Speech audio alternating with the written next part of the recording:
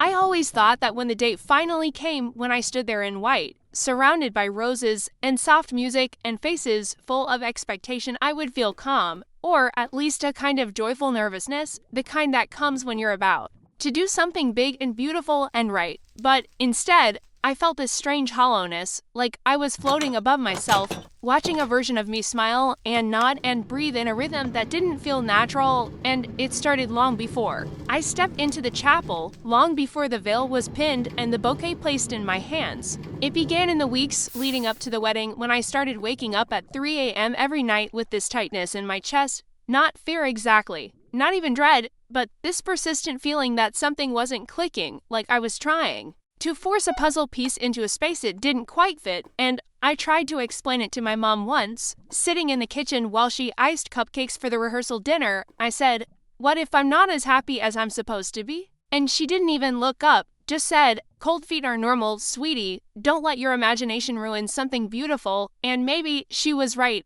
Maybe I was just scared of commitment. Maybe I was overthinking things. But every time I looked at Evan Perfect, reliable, polished Evan, I felt like I was seeing him through a foggy window. Like I was still waiting for a version of him to appear that I hadn't quite met yet, one who would make all my doubts melt away. But he never came, and instead, there were these little signs, these barely noticeable cracks in the fantasy I had built since the day he proposed, like how he never asked about my writing anymore, how he interrupted me during dinner with his friends to correct how I pronounce mirepoix, or how he said, "Well, not everyone gets to do what they love for a living," when I mentioned applying for a fellowship in New York, and I told myself those were small things. I told myself no one's perfect, but it was like death by 1,000 cuts, and still I kept going because it was our plan, because people were flying in, because there were deposits paid and dresses altered. And because love isn't supposed to be easy. Right, it's work, it's compromise, it's patience and forgiveness and endurance. But then the morning of the wedding came, and I was alone in the bridal suite,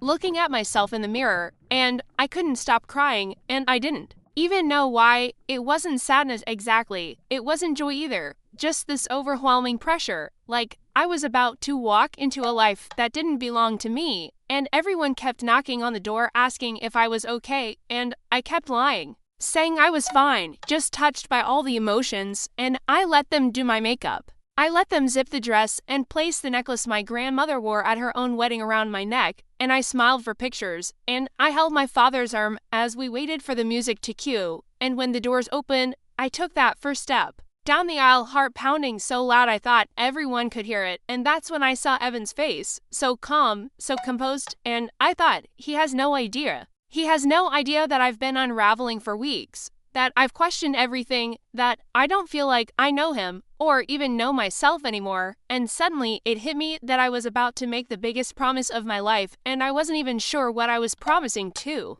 And something in me snapped, not loudly, not violently, but like a thread quietly giving way under too much tension, and before I even realized what I was doing, I turned around, the guests gasped, and I heard my father whisper my name. But I kept walking past the pews, past the shocked faces and whispers and hands trying to reach for me, out the side door of the chapel, where the wind hit my face like a slap and the silence was deafening, and I kept walking, heels sinking into the gravel path until I couldn't walk anymore, until I was sitting on a bench behind the building, dress bunched awkwardly around me, bouquet discarded on the ground like something that didn't belong to me, and I just sat there, trying to breathe, trying to understand what I had just done. And whether it was the most cowardly thing I'd ever done, or the bravest, I don't know how long I sat there on that bench, arms wrapped around myself like I was trying to hold together the pieces of a life I had just shattered, the layers of tulle and satin now wrinkled and smudged, my makeup streaking down my cheeks, in lines I didn't bother to wipe away, because what did it matter now?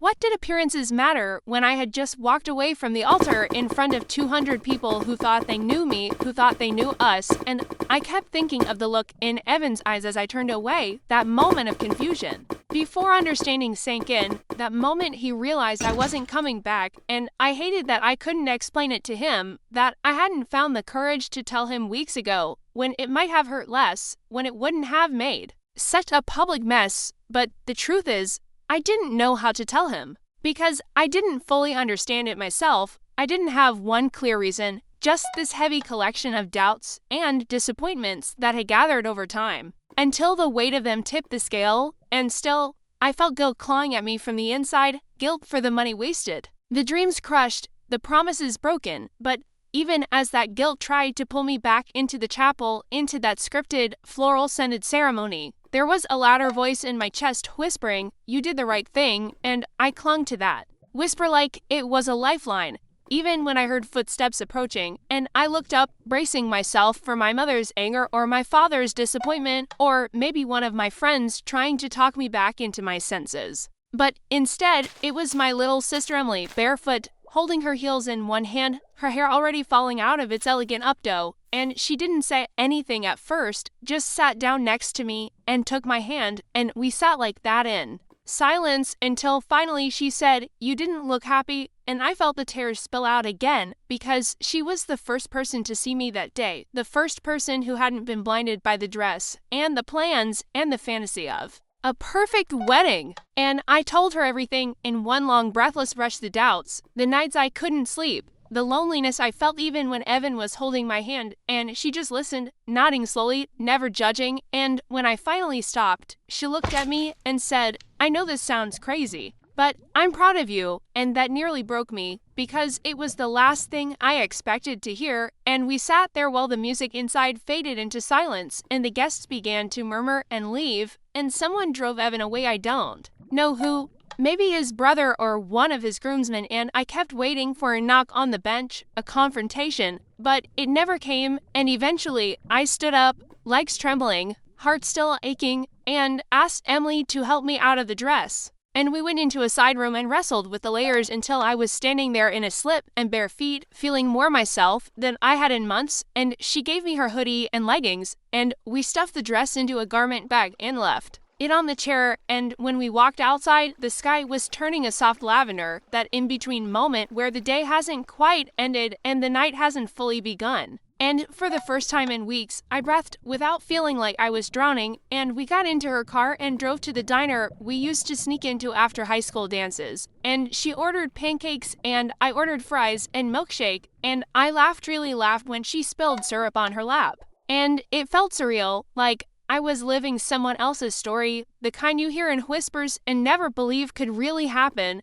And I knew the calls were coming, the messages, the outrage, the heartbreak. But for that one moment in that sticky booth with the scent of fried food and freedom swirling around me, I let myself feel what I hadn't felt in so long, relief, pure and terrifying and beautiful relief. And when I finally looked at my phone, the screen was lit up with notifications, dozens of them, but one name stood out, Evan, and I stared at it for a long time before opening his message. Just one sentence, "I need to know why," and I started typing a reply, then deleted it, then started again, because how do you explain 1,000 moments of misalignment in one message? How do you say, "I love the idea of us more than the reality," or "I wanted to be sure and I never was," or "You didn't do anything wrong, but I still couldn't stay," and in the end I just typed, "I'll tell you when I'm ready," and turned the phone face down, because for once, I wasn't going to rush to make someone else feel okay before I was, and I knew the fallout would come, the whispers, the gossip,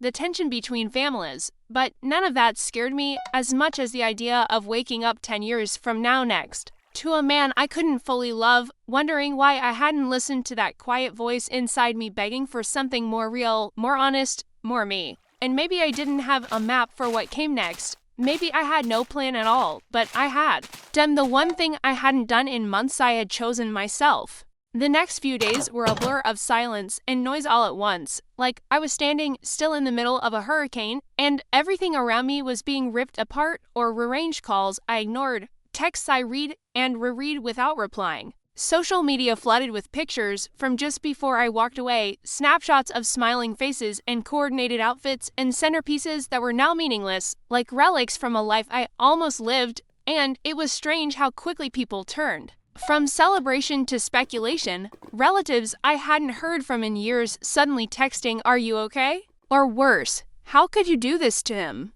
And I felt this deep shame settle into my bones, not because I regretted leaving, but because I had caused pain, real pain, not just to Evan, but to people who loved us, who believed in us, who had flown across states or oceans to watch us become husband and wife, and part of me wanted to crawl into a hole and disappear, but another part, this small, steady part I hadn't heard from in a long time, kept whispering, "You did what you had to do," and I held onto that voice like it was the only truth I had left, especially when Evan's mother called and left a voicemail I couldn't finish. Her voice trembling with confusion and something close to rage, asking how I could humiliate her son, asking if I had used him, and it stung more than I expected because she had always been kind to me, always called me her future daughter, with genuine warmth, and now I was the villain in a story I hadn't intended to write. And yet I couldn't bring myself to rewrite it, to apologize for choosing not to lie at the altar, and it was during one of those long nights when I couldn't sleep, lying on the couch in Emily's apartment, watching the ceiling fan spin shadows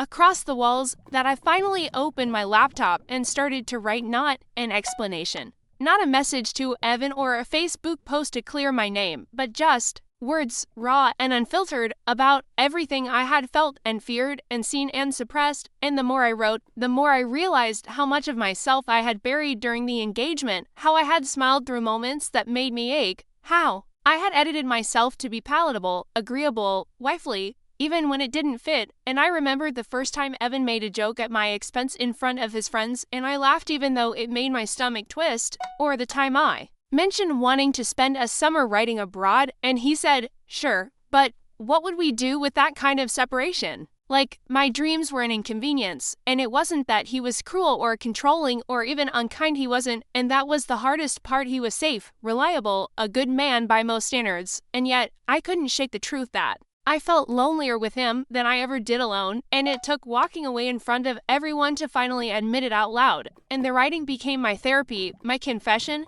my compass, and I filled page after page with everything I hadn't said to him, to myself, to anyone. And when I finally stopped, fingers aching, I felt something shift, like I had exhaled for the first time in months, and the next morning I printed the pages and drove to Evan's apartment, not to ask for forgiveness or closure or understanding, but just to give him those words, because I owed him honesty, even if it came late. And I stood on his porch with the envelope in my hand, heart pounding, but he wasn't home, so I slid it through the mail slot and walked away, not expecting a reply, not hoping for anything. And I didn't tell anyone what I had done, because it wasn't about grand gestures or public apologies. It was about releasing the weight of everything I had carried alone, and for the first time in a long time, I felt like I had honored something real, something raw, and I drove straight from there to the edge of town, to the cliffs overlooking the ocean where I used to go in college when I needed clarity.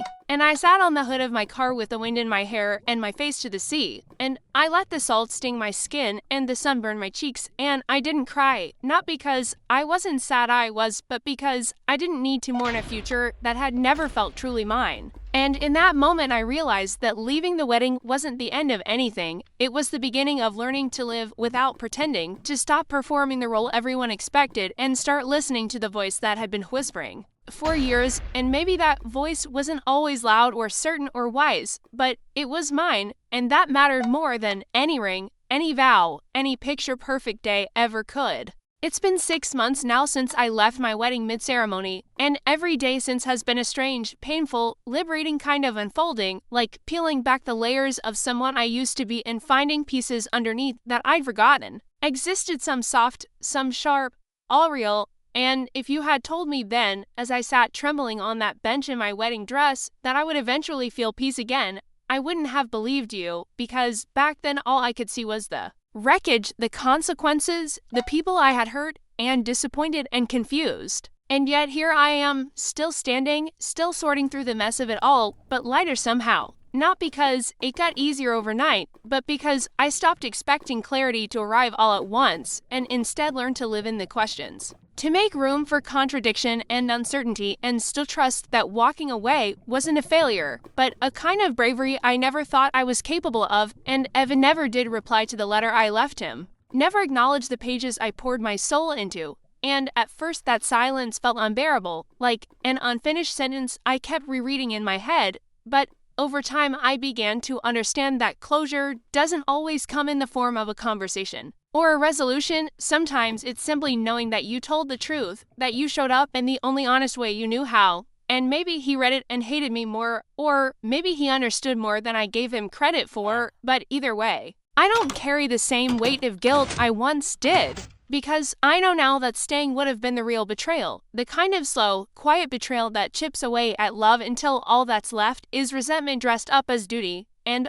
I see it in people around me now, couples who sleep next to each other with miles of silence between them, women who smile through teeth clenched so tight you can practically hear the fracture forming, and I wonder how many of them stood where I stood, heart racing, bouquet shaking, and chose to keep walking toward the altar anyway. And I don't judge them, I really don't, because I know how loud the world can be when you try to say no to it, how heavy tradition and expectation can feel when they've been draped across your shoulders since childhood. But I also know the cost of silencing yourself, of saying yes when every part of you is screaming not yet, not this, not him. And I wouldn't trade the mess I've lived through for the numbness I almost chose, because now, for the first time, I make decisions with a kind of softness and strength that I didn't have before, a clarity that doesn't come from knowing the future but from knowing myself. And I've started writing again, not just journaling or letters I'll never send, but real stories, ones that scare me and stretch me and tell the truth in ways I once thought I wasn't allowed to. And